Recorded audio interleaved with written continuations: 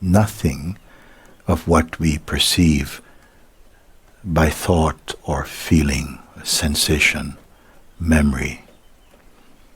And let's include in that the personal sense of self. Nothing there is stable. If you think of yourself in personal terms, then you will have to admit, I'm always changing. The way I feel is changing, what I think is changing, who I think I am is changing, who I want to be is changing, who I used to be is changing. Nothing there is stable.